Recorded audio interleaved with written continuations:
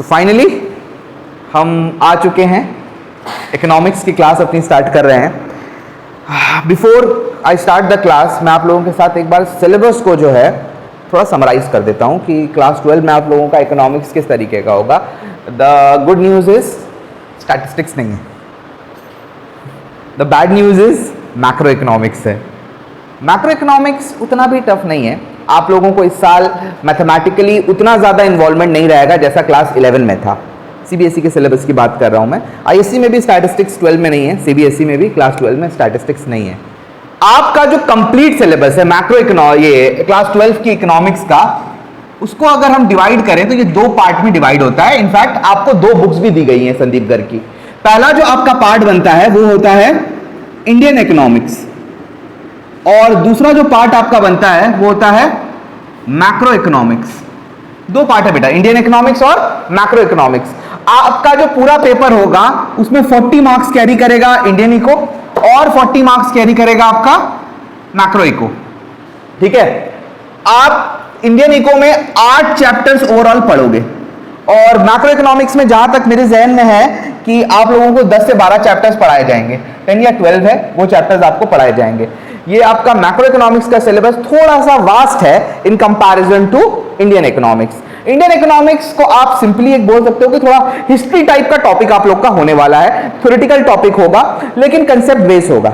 Exam में किस तरीके से क्वेश्चन आते हैं वो भी मैं आप लोग के साथ शेयर कर लूंगा, और इसमें क्या पढ़ना है क्या नहीं पढ़ना है उसका हम लोग एक नोट्स बना लिया करेंगे हर क्लास के एंड में। इस नोट्स के हेल्प से आपको बहुत आसानी होगी जब आप अपना एग्जाम के लिए प्रिपरेशन करोगे।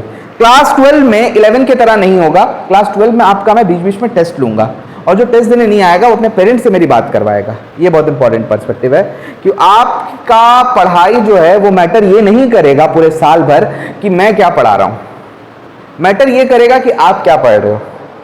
और आपकी पढ़ाई इस पे डिपेंडेंट है कि आप जो काम आपको मिला है उसको आप कितने अच्छे से घर में जाके कर रहे हो। क्या आप घर में जाके किताब खोल भी रहे हो कि नहीं खोल रहे हो, क्या आप घर में उस वर्क को कर रहे हो कि नहीं कर रहे हो, ये सारी चीजें आप पे डिपेंडेंट है। आप चाहो तो अपने स्कोर को 20 से 80 पहुंचा दो, आप चाहो तो अपने स्कोर को 20 से 10 में लेके आ जाओ। आपके ऊपर डिपेंडेंट है कि आप पढ़ाई किस तरीके से कर रहे हो अपनी। तो भाई एकदम सीरियस होकर पढ़ाई करना है क्लास 12 में। ये साल आप लोगों के लिए अपना करियर डिसाइड करने का साल होता है। इसके मार्क्स की बुनियाद पे अक्सर बच्चों को कॉलेजेस मिलते हैं। तो आपको ये जो सब्जेक्ट मिला है इकोनॉमिक्स का, ये कोई डिफिकल्ट सब्जेक्ट नहीं है। पहली बात तो मैं आप लोगों को ये बता दूं, ये इजी सब्जेक्ट है। इसको करने का तरीका भी मैंने आप लोगों को बता दिया है पहले 11 क्लास में कि जो सर पढ़ाते हैं उसको घर में जाके एक बार आप गो थ्रू कर लीजिए, और जब टेस्ट हो रहा है ईमानदारी से उस टेस्ट के लिए प्रिपरेशन करके आ जाइए। ये दो चीज अगर आप इकोनॉमिक्स में आजमाओगे तो 6-7 महीना में आपका इकोनॉमिक्स का कंप्लीट सिलेबस हो जाएगा और आपके लिए प्रेशर नहीं रहेगा एक बोर्ड एग्जाम्स के टाइम पे कि आपको मैराथन देखना है तो मैराथन देखना है, फलाना यूट्यूब क्लासेस देखना है, इसका क्लासेस देखना है, वो सब चक्कर आप लोगों का नहीं रहेगा। एक बात याद रखना बच्चों, में बार बार सब बच्चों को एक ही बात बताना चाहता हूं, जिस चीज को करने के लिए सीबीएसई बोर्ड आपको 1 साल दे रहा है, उस काम को अगर आप सोचोगे कि एक रात में मैं कर लूं, वो नहीं होगा, वो पॉसिबल नहीं है, हो ही नहीं सकता है।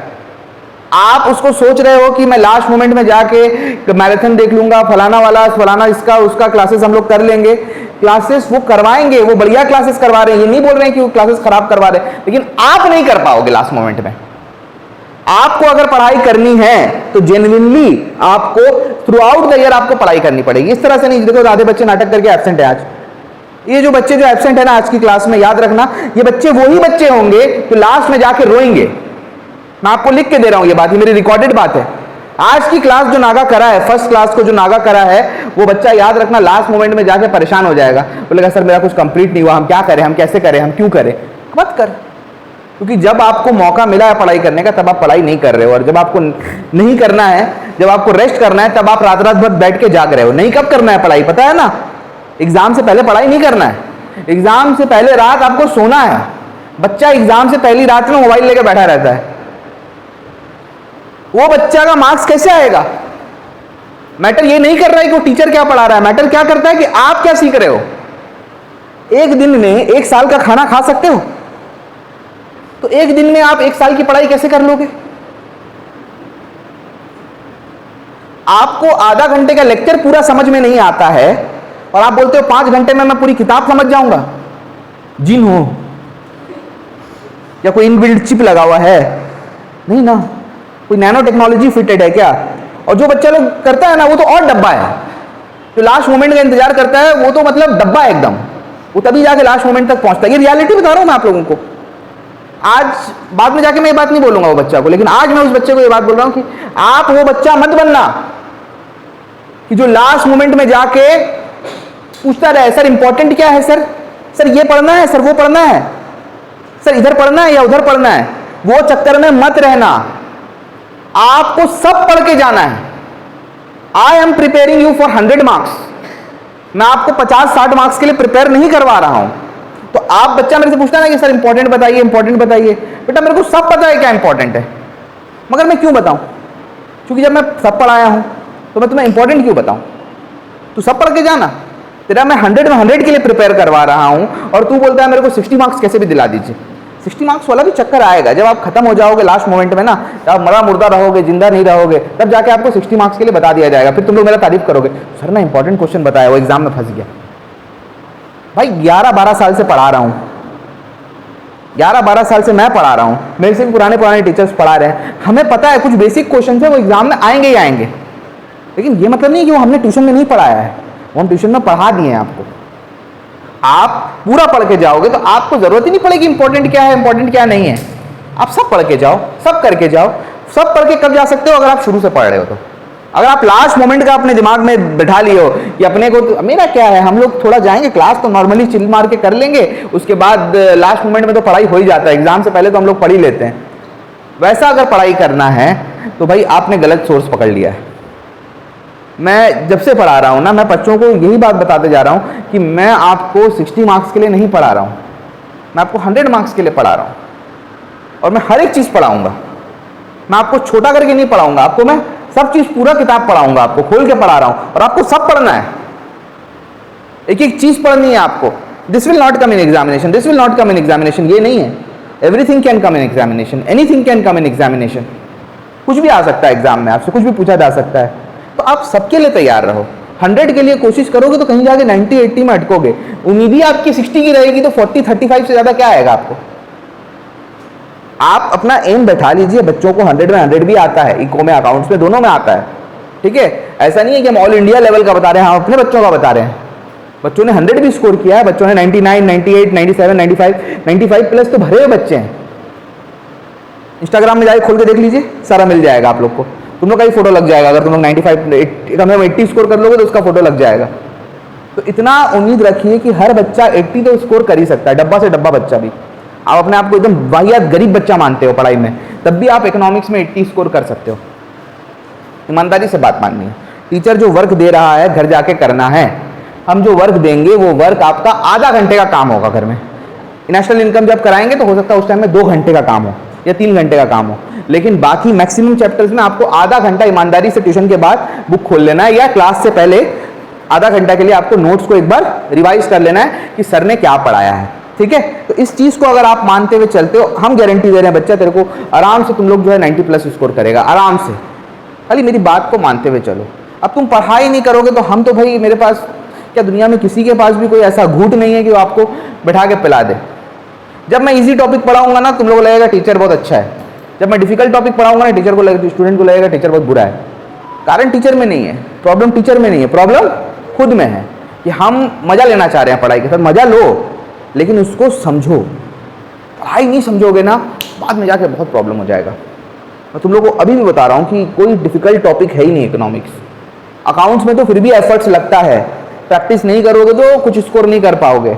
अकाउंट्स तो ट्यूशन का पढ़ाई है ही नहीं, हम बोलते हैं। ट्यूशन में सिर्फ आपको सिखाया जाता है, ये टॉपिक है। आपको घर में बैठ के जो होमवर्क दिया जा रहा है वो करना है। ट्यूशन में 1 सम कराते हैं तो घर में 4 सम आपने करना है।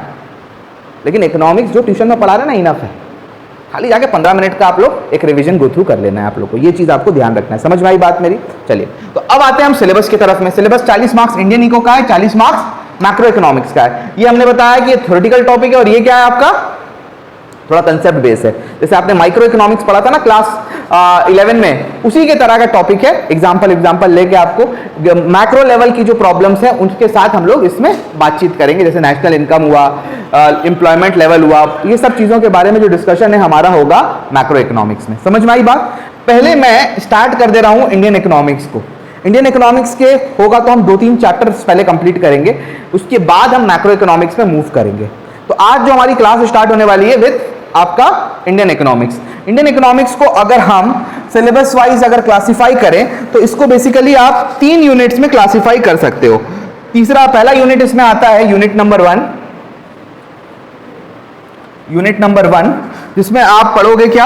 आप पढ़ोगे एक तो Indian economy on the eve of independence, मतलब 1947 के टाइम पे जब इंडिया आजाद हुआ था तब इंडिया की इकोनॉमी का क्या हाल था। दूसरा आप पढ़ोगे इंडियन इकोनॉमी फ्रॉम 1950 टू 1990। तीसरा आप पढ़ोगे लिबरलाइजेशन, प्राइवेटाइजेशन, ग्लोबलाइजेशन, जो कि न्यू इकोनॉमिक पॉलिसी है, 1991 में ये पॉलिसी आई थी। उसके बाद आप पढ़ोगे करंट चैलेंजेस, ये फर्स्ट यूनिट हो गया। फिर आप यूनिट 2 में आप पढ़ोगे करंट चैलेंजेस में बेसिकली हम लोग 3-4 चैलेंजेस को देखते हैं। क्या क्या चैलेंजेस है सर हमारा? एक तो हमारा चैलेंज आ जाएगा ह्यूमन कैपिटल फॉर्मेशन, एक आएगा रूरल डेवलपमेंट, उसके अलावा आएगा आपका एम्प्लॉयमेंट, और उसके बाद आएगा एनवायरनमेंट। ये पढ़ाई आप लोग करोगे यूनिट नंबर 2 में। और उसके बाद आएगा आपका यूनिट नंबर 3, जिसमें हम लोग कंपैरेटिव स्टडी कर लेंगे। यूनिट 3 में हम लोग कंपैरेटिव स्टडी कर लेंगे। यहां लिख देता हूं यूनिट 3। कंपैरेटिव स्टडी किसके साथ होगा सर? कंपैरेटिव स्टडी होगा इंडिया और उसके नेबर का। नेबर बोले तो इंडिया, पाकिस्तान और चाइना, ये 3 कंट्रीज का एक कंपैरेटिव स्टडी भी कराया जाएगा, जिसमें बताया जाएगा कि इंडिया अपने नेबर्स के साथ किस तरीके से उनके कंपैरिजन में परफॉर्म करा है। तो ये स्टडी जो है आपकी मैक्रो इकोनॉमिक्स की है, क्योंकि फुल्ली आपका 40 मार्क्स स्कोर करने वाला है आपका इसमें। हम लोग आज जो चैप्टर स्टार्ट कर रहे हैं माइक्रो इकोनॉमिक्स, इंडियन इकोनॉमिक्स का पहला चैप्टर है हमारा, that is called Indian economy on the eve of independence. मतलब जिस दिन इंडिया आजाद हुआ था, आजादी के वक्त में इंडियन इकोनॉमी का क्या कंडीशन था, वो हम लोग इस चैप्टर में स्टडी करने वाले हैं। और किस तरीके से इंडियन इकोनॉमी को ब्रिटिश गवर्नमेंट छोड़ के जब गई थी तो क्या मोमेंट था, क्या सिचुएशन था, वो सारी बातों को आइए हम लोग एक एक करके डिस्कस करते हैं। Chapters name is Indian economy on the eve of independence. Chapter number 1, chapter का नाम क्या है बच्चा? Indian economy on the eve of independence. जिस दिन इंडिया आजाद हुआ उस दिन इंडियन इकोनॉमी का क्या पोजीशन था वो हम लोग सीखेंगे इस चैप्टर में। तो बात समझते हैं कि सबसे पहली बात कि अंग्रेजों का शासनकाल कब शुरू हुआ। कुछ लिखने का जरूरत नहीं है, सब लिखाया जाएगा आप लोग को, अभी लिखने का कुछ भी जरूरत नहीं है। इंडिया में अंग्रेजों का शासनकाल कब शुरू हुआ? अच्छा, अंग्रेजों से पहले इंडिया में किसकी हुकूमत थी? मुगल्स की। मुगल क्या हुकूमत था। उसके बाद ईस्ट इंडिया कंपनी बोल के इंग्लैंड यहाँ पे आया था, और उसके बाद फिर हर चीज में वो अपना कब्जा जमाने लगा। एक लड़ाई हुई, कब हुई लड़ाई? 1757 में। ये 1757 में जो लड़ाई हुई है, इस लड़ाई का नाम था battle of Plassey. Battle of Plassey में इंडिया में अलग अलग तरीके से अलग अलग जगहों में अंग्रेजों द्वारा जंग करी गई, और जंग के बाद अंग्रेजी हुकूमत जो है, इंग्लिश गवर्नमेंट जो है, वो इंडिया में राज करना शुरू कर दी। यानी everything is governed by the British government. Britain ने इंडिया को एक फीडर इकोनॉमी बनाया था। क्या economy? Feeder economy. Sir feeder economy का मतलब क्या होता है सर? फीडर इकोनॉमी का मतलब होता है कि इंडियन इकोनॉमी में जो भी पैसा कमाया जाएगा उसका इस्तेमाल ब्रिटेन की मेन इकोनॉमी, जो कि है ब्रिटेन, ब्रिटिश इकोनॉमी का जो मेन इकोनॉमी इंग्लैंड, ब्रिटेन जिसको हम लोग बोलते हैं, उसमें उस पैसे को खर्च किया जाएगा। तो इंडियन इकोनॉमी को एक फीडर इकोनॉमी के तरह, फीडर कंट्री के तरह इंग्लैंड ने इस्तेमाल किया 1957 के बाद से। जब ब्रिटिश इंडिया में आए थे उस वक्त इंडिया का क्या हाल था? अगर ब्रिटिशर्स नहीं आते तो वही रहता, हम मान रहे हैं, लेकिन जब ब्रिटिशर्स इंडिया में आए थे तब इंडियन इकोनॉमी का क्या हाल था, आइए समझ सुनते हैं। तो सबसे पहली बात, हम लोगों का जो इंडियन इकोनॉमी था बिफोर ब्रिटिश रूल 1957 से पहले, हमारी इकोनॉमी में 3 चीजें खासियत थी। कितनी चीजें बच्चा? पहला, प्रॉस्पेरस इकोनॉमी थी। कैसी इकोनॉमी थी? प्रॉस्पेरस इकोनॉमी मतलब फूलती फलती हुई इकोनॉमी, देश में सारी जगह में अच्छा अनाज उगता था। हिंदुस्तान दुनिया का सबसे बड़ा इकोनॉमी हब था। इंडिया की जीडीपी दूसरे कंट्रीज के मुकाबले में नंबर 1 में थी। इंडिया बहुत अच्छे पोजीशन में था जब तक कि ब्रिटेन इंडिया में आया नहीं। इस वजह से इंडिया को क्या कहा जाता था? वेरी गुड बच्चा, सोने की चिड़िया, द गोल्डन बर्ड कहा जाता था दुनिया में। तो प्रॉस्पेरस इकोनॉमी थी before the advent of Britain. उसके बाद दूसरी हमारी इकोनॉमी की खासियत थी कि ये एग्रेरियन इकोनॉमी थी। उस इकोनॉमी को एग्रेरियन इकोनॉमी बोला जाता है जिसमें अधिकतर पैसा एग्रीकल्चर से आता हो। हिंदुस्तान में अक्सरियत जो आबादी थी वो पैसा एग्रीकल्चर से ही कमाती थी। जैसे इंडस्ट्री से कमाओ तो इंडस्ट्रियल इकोनॉमी कहलाएगी, अगर वो आईटी सेक्टर से कहला रही है तो टेक्नोलॉजिकल इकोनॉमी कहला जाएगी।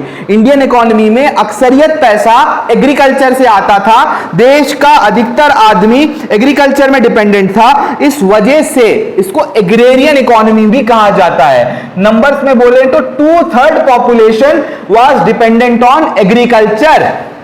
कितनी आबादी?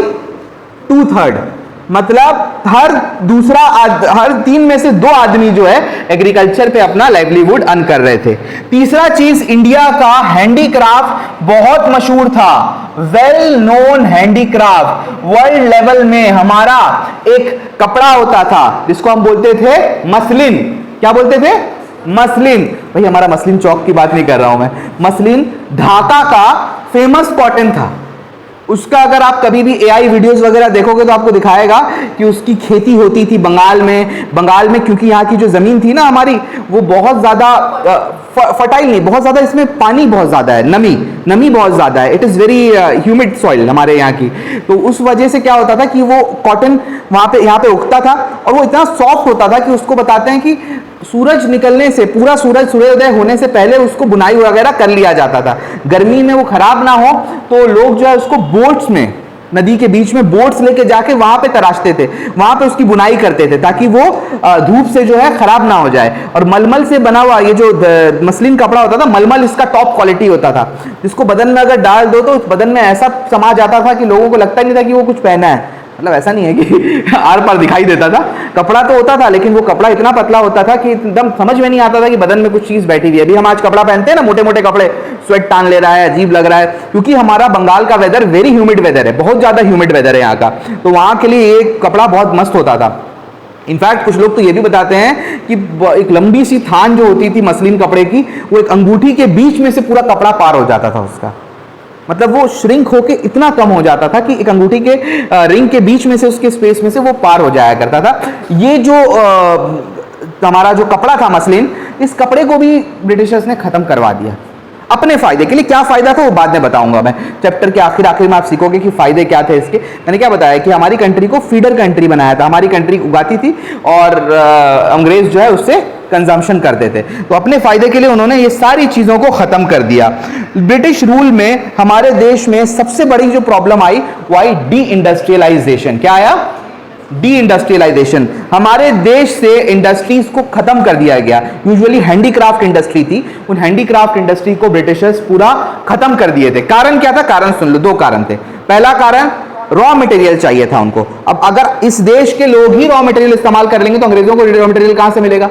तो वो रॉ मटेरियल के लिए इंडस्ट्री बंद करे। दूसरी बात, जब इस देश में सामान बनेगा ही नहीं तो उसको मजबूरन अंग्रेजी प्रोडक्ट खरीदना पड़ेगा, टेलीकॉटन प्रोडक्ट्स खरीदना पड़ेगा। टेलीकॉट के कपड़े फिर अंग्रेज वहां से मशीन से बना के भेजते थे और इंडिया में बेतलल्ले से बिक्री होते थे और जम के दाम मिलता था उसका। अंग्रेजों को 2 तरफा फायदा मिल रहा था उससे। तो इस वजह से हमारे देश की सारी हैंडीक्राफ्ट इंडस्ट्री को उन लोगों ने खत्म कर दिया। अगर हम बात करें कि अंग्रेज शासन काल में हमारा जीडीपी कितना था, पर कैपिटा इनकम कितना था, तो भाई एक बात बताओ कि अगर आप परफॉर्मेंस खराब कर रहे हो तो अपना परफॉर्मेंस को कभी एनालाइज करोगे? कोई बच्चा क्या अपने खराब मार्क्स को लिख के रखेगा? वो तो चाहेगा भूल जाए, है ना। तो अंग्रेज भी हमारी इंडियन इकोनॉमी को पूरा कबाड़ा कर चुके थे। तो ऐसा कोई स्टेप नहीं लिया गया कि इंडिया का नेशनल इनकम देखा जाए, इंडिया का पर कैपिटा इनकम देखा जाए। मगर कुछ ऐसे इकोनॉमिस्ट थे जिन्होंने कुछ एस्टिमेट्स लगाया था ब्रिटिश गवर्नमेंट के टाइम पे हमारे देश में low level of national income और पर कैपिटा इनकम देखने को मिला था। तो ब्रिटिश गवर्नमेंट का जो टाइम पे जिन लोगों ने ये डेटा एनालिसिस किया कि कितना देश का नेशनल इनकम होगा और कितना पर कैपिटा इनकम होगा, उन इकोनॉमिस्ट के नाम भी मैं लिख देता हूं। ये इकोनॉमिस्ट के नाम आप याद रखिएगा। एक तो भाई दादा भाई नारोजी थे, इनका नाम आपने सुना होगा, ये बड़े फेमस व्यक्ति हैं, हिस्ट्री की किताब में आपको अक्सर देखने को मिल जाएगा। एक अंग्रेजी थे विलियम डिग्बी, उसके अलावा वीके आरवी राव और RC Desai, VK RV Rao और आरसी देसाई, इन लोगों ने कुछ स्टेप्स लेके अपने देश में कोशिश किया कि कितना पर कैपिटा इनकम है, क्या है वो देखा जाए। इन सब के डेटा में जो ये राव जी का जो डेटा था, राव जी का डेटा, इसको थोड़ा सा इंपॉर्टेंस दिया गया कि इनका डेटा थोड़ा सा स्टडी को देख के करा गया है। और इनके डेटा के अनुसार देश का जो इकोनॉमिक ग्रोथ था, इकोनॉमिक ग्रोथ वो था महज 2%। कितना था economic growth? Just 2% per annum, यानी हर साल महज 2% से इकोनॉमी बढ़ रही थी। कितने परसेंट से? 2% से। और दूसरी बात, हमारे देश में जो आपका पर कैपिटा इनकम, अच्छा ये रियल ग्रोथ, हाँ रियल ग्रोथ की बात है, मतलब हर साल जो है हमारा आउटपुट 2% से ही बस बढ़ रहा था। आज के डेट में 7-8% बढ़ रहा है, लेकिन उस जमाने में सिर्फ 2% बढ़ता था।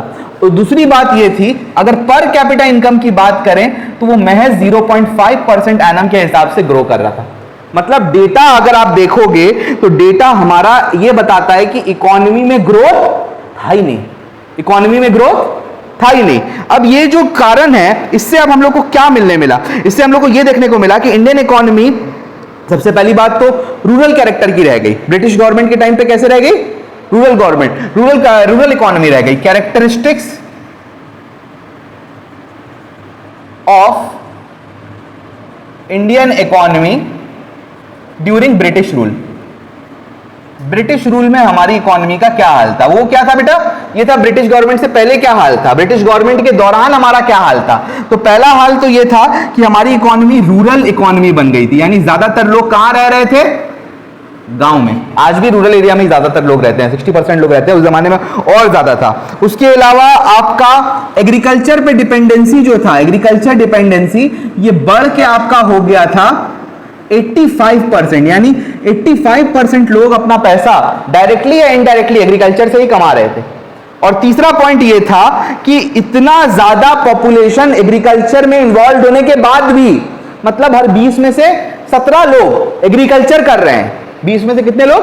17 लोग एग्रीकल्चर कर रहे हैं। उसके बाद भी हमारे पास शॉर्टेज ऑफ फूड ग्रेन था। यह बड़ी मस्त बात थी ना, कि इतना आदमी लगा हुआ है अनाज उगाने में, उसके बाद भी देश में क्या है?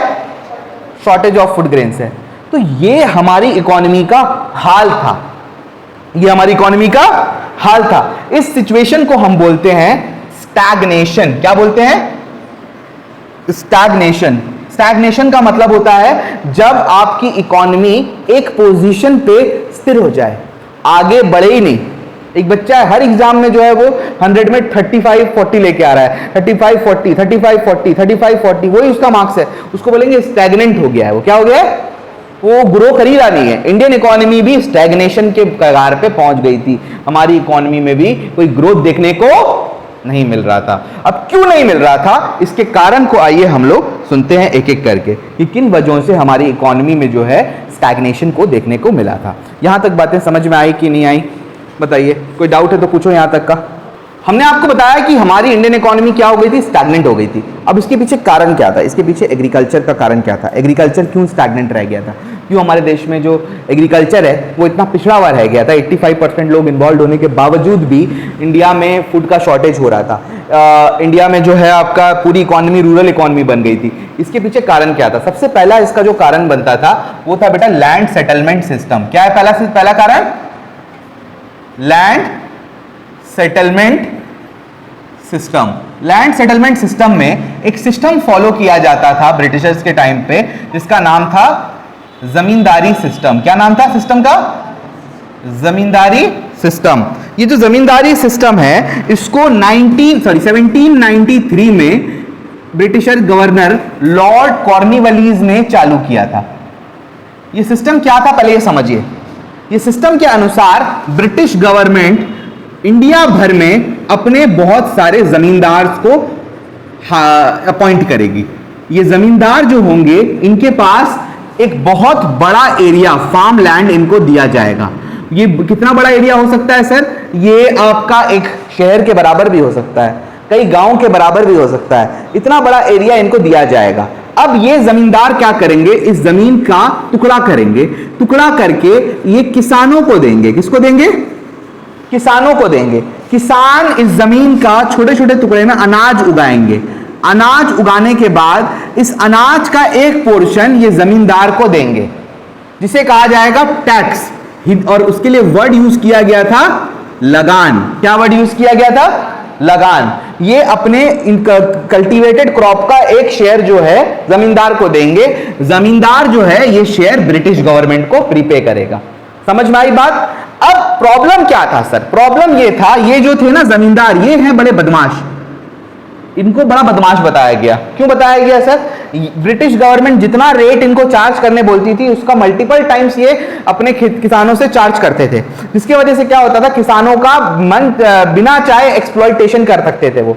और क्योंकि ये किसान जो है सिर्फ जमीन के किराएदार होते थे, तो इनको डर भी होता था अगर हम भाड़ा नहीं देंगे तो ये हमें निकाल देंगे हमारे खेत से और हमारे पास कुछ बचेगा नहीं। तो इस तरीके से किसानों का बहुत बुरी तरीके से एक्सप्लॉइटेशन हुआ था जमींदारी सिस्टम में। तो ये पहला कारण था बेटा, जिसके वजह से इंडियन इकोनॉमी का एग्रीकल्चर जो है वो क्या रहा? स्टैग्नेंट। क्या रहा? स्टैग्नेंट। दूसरा हुआ कमर्शियलाइजेशन ऑफ एग्रीकल्चर। एग्रीकल्चर का पीछे रहने का कारण में एक बहुत इंपॉर्टेंट पर्सपेक्टिव है, कमर्शियलाइजेशन ऑफ एग्रीकल्चर। अब ये क्या है सर कमर्शियलाइजेशन ऑफ एग्रीकल्चर? हमारे देश में फूड क्रॉप्स का ज्यादातर प्रोडक्शन होता था, मतलब चावल, गेहूं, दाल, इन चीजों का प्रोडक्शन ज्यादा होता था। अंग्रेजों ने हमारे देश की लोगों को पुश किया कि आप जो है कैश क्रॉप के जगह, सॉरी फूड क्रॉप के जगह कैश क्रॉप का प्रोडक्शन करें। शुगर केन, चाय पत्ती, सर ये भी तो खाने वाली चीजें हैं। लेकिन इसके अलावा एक प्लांट था जिसका नाम था इंडिगो। क्या नाम था? इंडिगो। इसको आप नील के नाम से भी पुकारते हो। किसके नाम से? नील। ये प्लांट जो है ये ब्लू कलर का डाई जो होता है उसका प्रोडक्शन करता है। इसका जो प्रोडक्ट है वो एक डाई है। ये जो हाँ जी बेटा, वो लोग करना नहीं चाहते थे। ये कौन लेगा अल्टीमेटली? बोलो। अच्छा पूरा हट जाए हम? ओ अच्छा अभी ठीक है ना? ठीक है। तो इसका बेनिफिट्स वो लोग को कम मिलता था, नुकसान इसमें जो है ज्यादा था। तो ये इंडिगो प्लांट जो है बोला कि आप उगाइए। ब्लू कलर का इंक होता था वहां ज्यादा था, वो डाई का इस्तेमाल होकर पैंट शर्ट्स वगैरह में इस्तेमाल होता था। ये इंडिगो का प्रॉब्लम ये था, अगर आपको होगा तो मैं आप मोबाइल में चेक कर लीजिए, बाकी बच्चे लोग स्क्रीन में इसका पिक्चर लगा देंगे। एक तो पिक्चर है इसका प्लांट का। ये प्लांट की बुराई क्या थी? ये प्लांट की बुराई ये थी कि ये जिस धरती पे उगाया जाता था उसकी फर्टिलिटी को खत्म कर देता था। एक बार उगाओ सदा भर रोते रहो, जमीन को बंजर कर देता था। इसकी प्रॉब्लम ये थी। तो अनाज तो उगा रहे थे वो लोग, लेकिन फायदा एक बार मिल रहा है, बाद में नहीं मिल रहा। दूसरा प्रॉब्लम क्या था कि आप ज्यादातर अगर आप क्या, जिस देश में सब लोग फूड क्रॉप बनाने के बाद भी खाने का शॉर्टेज हो रहा है, उस इकोनॉमी में अगर आप फूड क्रॉप बंद करके कैश क्रॉप करोगे तो और शॉर्टेज हो जाएगा। तो देश में ड्राउट आ गया था, देश में खाने की शॉर्टेज हो गई थी, खाने का प्रॉब्लम हो गया था, अकाल पड़ गया था। तो ये सारी प्रॉब्लम हम लोगों को देखने को मिली कमर्शियलाइजेशन ऑफ एग्रीकल्चर की वजह से। समझ में आई बात? तीसरा पॉइंट जो हमारे देश में एग्रीकल्चर का पिछड़ा रहने का कारण था वो था आपका लो लेवल ऑफ प्रोडक्टिविटी। क्या है बेटा? Low level of productivity. What does this mean sir? इसका मतलब यह है कि भाई प्रोडक्शन पर एरिया जो था वो बहुत कम था। देखो इंग्लैंड में ये जमीन है, सेम जमीन इंडिया में भी है, ठीक है? इंग्लैंड की सेम जमीन पे आप मान के चलो आपको 1000 टन प्रोडक्शन मिल रहा है और इंडिया की सेम जमीन पे आपको 300 टन प्रोडक्शन मिल रहा है। इसका मतलब यह बनता है कि इंग्लैंड की जमीन ज्यादा प्रोडक्टिव है इन कंपैरिजन टू इंडियन जमीन। तो इंडिया की जमीन जो थी ब्रिटिशर्स के टाइम पे उसका प्रोडक्टिविटी रेट बहुत कम था। कारण क्या है सर? भाई प्रोडक्टिविटी बढ़ाने के लिए आपको इरिगेशन चाहिए, प्रोडक्टिविटी बढ़ाने के लिए आपको टेक्नोलॉजिकल एडवांसमेंट चाहिए, आपको सही तरीके का बीज चाहिए, आपको नॉलेज चाहिए। आपके पास तो कुछ नहीं है, तो प्रोडक्टिविटी क्या होगी? कम रहेगी। तो compare to the developed country हमारी प्रोडक्टिविटी काफी ज्यादा लो थी due to shortage of infrastructure facility. किस वजह से? इंफ्रास्ट्रक्चर की फैसिलिटी की कमी की वजह से। और चौथा पॉइंट जो ये है बेटा, scarcity of investment. Scarcity of investment, जमीन में कोई भी पैसा खर्चा करना मांगता नहीं था। अब इसके पीछे ना मैं एक आपको सीधा साधा इसका साधारण एग्जांपल देता हूं। भाड़े का जो घर होता है ना, देखना उसका डेवलपमेंट ज्यादा नहीं हो पाता है। किराएदार उन्हीं बनाता है उसको, इसलिए कि वो तो किराएदार है। मकान मालिक इसलिए नहीं बनाता है, वो थोड़ी रह रहा है। तो ये हुआ तो जमींदारी सिस्टम में जमीन का हाल। जमींदार को लेना देना नहीं है जमीन से, उसको खाली अनाज से मतलब है। और किसान को ये डर है कि आज मैं पैसा लगा दूंगा, कल मेरे को डंडा मार के निकाल देगा यहां से। तो ये कारण से उसमें इन्वेस्टमेंट कुछ भी नहीं हो रहा था। तो इन कारणों के वजह से इंडियन इकोनॉमी का एग्रीकल्चर स्टैग्नेंट रहा। This were the reasons for stagnation of Indian agriculture. Got it? अब हम मूव करते हैं कि इंडस्ट्रियल सेक्टर का क्या हाल था। जब हमारा ब्रिटिश गवर्नमेंट हमारे देश में राज कर रही थी तो हमारे देश में इंडस्ट्रियल सेक्टर का क्या हाल था। आइए इसको भी देख लेते हैं। आइए अब देखते हैं कि इंडियन इकोनॉमी में इंडस्ट्रियल सेक्टर क्या हाल पे था जब ब्रिटिश गवर्नमेंट इंडिया में रूल कर रही थी। तो सबसे पहले ब्रिटिश गवर्नमेंट ने अपनाया था अपना सबसे महत्वपूर्ण यंत्र, या सबसे महत्वपूर्ण क्या बोलेंगे उसको, ब्रह्मास्त्र, इन डी इंडस्ट्रियलाइजेशन।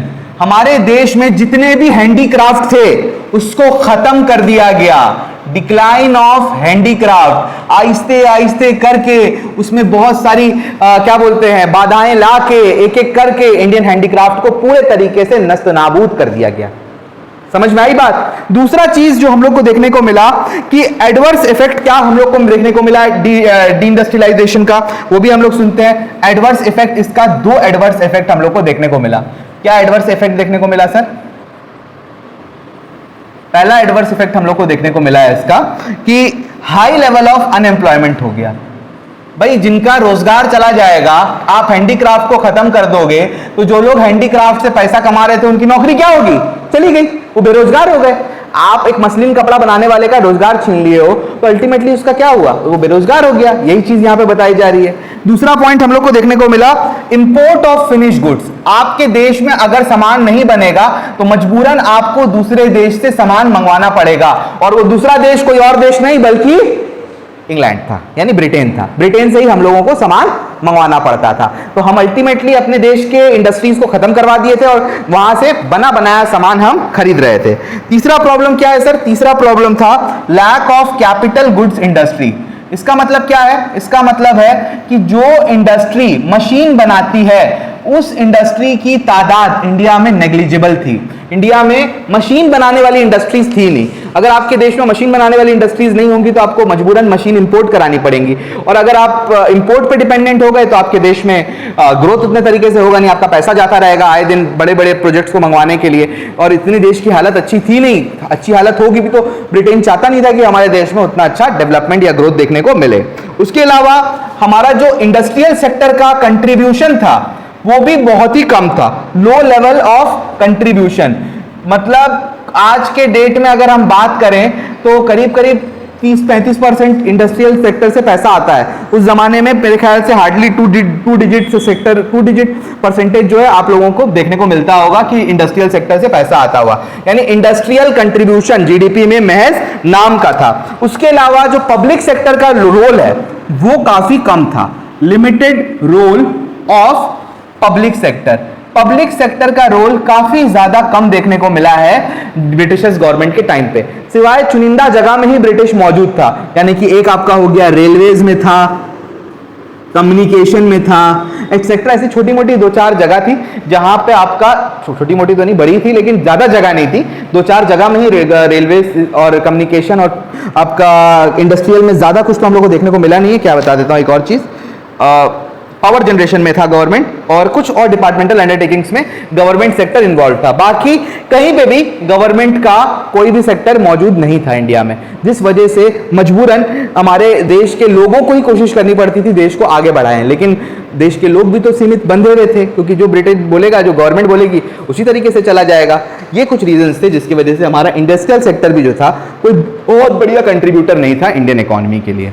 ये 2 सेक्टर आज मैंने आपके साथ डिस्कस करवाया है। अगली क्लास में मैं आप लोगों को फॉरेन ट्रेड के बारे में बताऊंगा, डेमोग्राफिक कंडीशन के बारे में बताऊंगा, इंडिया में डेमोग्राफिक कंडीशन किस तरीके का था, और मैं आप लोगों को बताऊंगा ब्रिटिश गवर्नमेंट के क्या कुछ पॉजिटिव कंट्रीब्यूशन थे कि नहीं थे, और अल्टीमेटली हम लोग इसका कंक्लूजन डिस्कस करेंगे वेरी नेक्स्ट क्लास में। आज की क्लास हमारी यहीं पेंड करते हैं हम लोग, अब पेन डाउन कर लेंगे क्या हमने पढ़ा है, उसके बाद छुट्टी आप लोग का, ठीक है। Thank you so very much.